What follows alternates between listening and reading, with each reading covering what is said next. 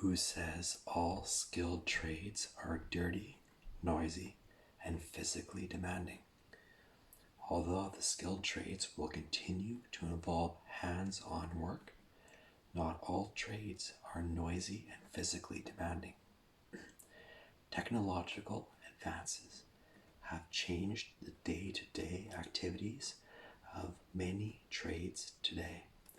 It isn't uncommon to find tradespeople who work indoors using sophisticated computer equipment and technology. For example, tool and die makers use computer-aided designs to develop new tools, dies, and special molds, while automotive service technicians often rely on computers before they work under the hood.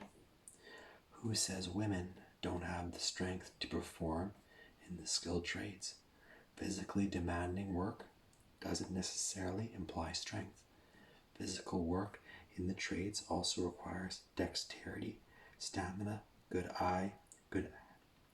eye-hand coordination, and balance, attributes that both women and men possess. But I would say, some women are definitely very physically strong as well.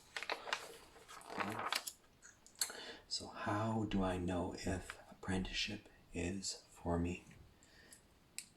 Apprenticeship is for you if you enjoy learning by doing, look forward to new challenges every day, are naturally skilled at building and repairing things, enjoy working as part of a team, want to earn an above average salary, want to earn as you learn, like to be physically active and constantly on the move, are detail oriented, enjoy solving mathematical problems, have a good imagination and creative flair, enjoy working with new technologies.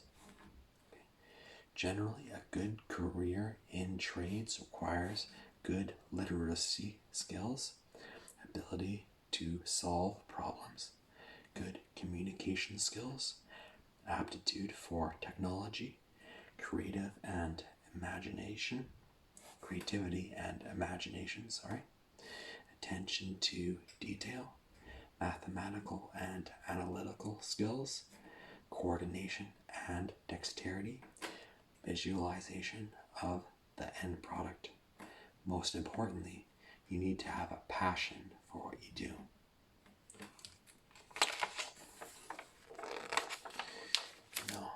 I would say that's an important part of what I just read, because I wouldn't go after a career just because of the money, or else you might end up going to work every day and not enjoying it. So I would pick something that you think that you would enjoy doing.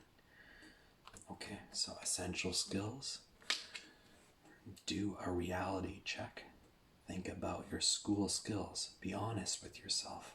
How good is your math? Because I think some of these trades are actually quite demanding when it comes to math. When was the last time you wrote a test? How ready are you to tackle homework? When did you last read a textbook? And I'm starting to sound a little offensive in this last part here, but I think they just want you to take it seriously and have some reasonable expectations. Inform yourself about what's required. Do some research on the apprenticeship training program for your trade. What are you good at?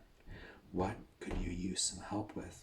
Talk to representatives from Apprenticeship Manitoba or someone at the college or school you will be attending.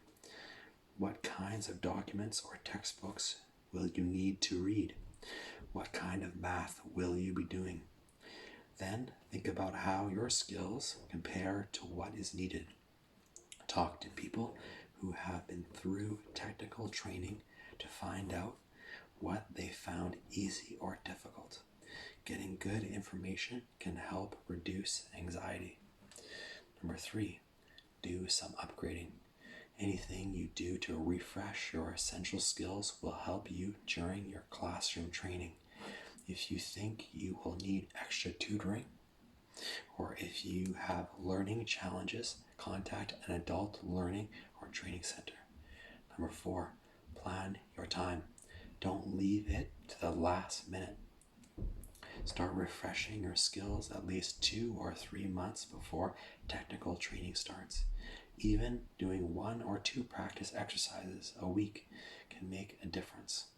If you don't meet the academic standing, Apprenticeship Manitoba will provide an essential skills assessment and recommend upgrading options.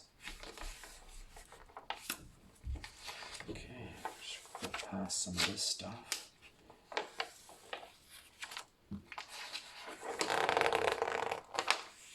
Okay, so I think you fall into this category: post-secondary apprenticeship program. Research your trade. I should ask you, do you fall into this program category for post-secondary apprenticeship program? Okay, you do? Okay, great.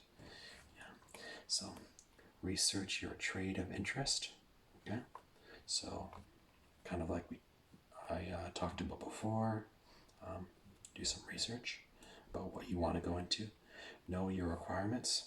Okay. So it says a high school diploma or equivalent for most trade programs, as many of the trades are technology based, require calculations and strong people skills.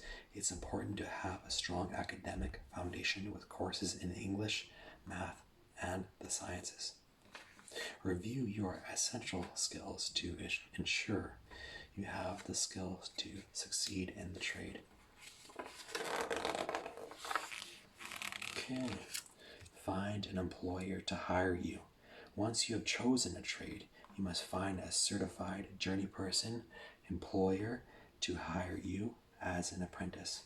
Approach this task like a job search, knowing that 80% of all job openings are never advertised. Okay? Tips for finding an employer.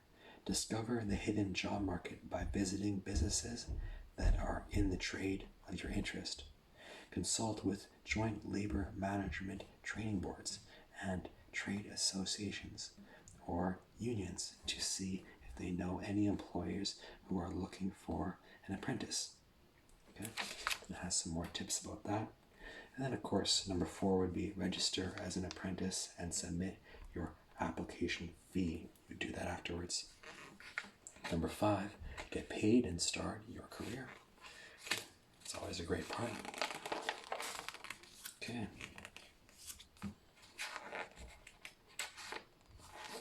Let's see here.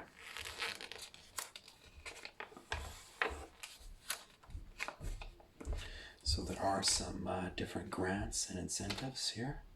So a grant would be if you were given some money that you do not have to pay back, right? So that's the difference between a grant and a loan. A grant, you have to pay it back. Oh, you already knew that? Sorry. I'm kind of know-it-all, aren't I?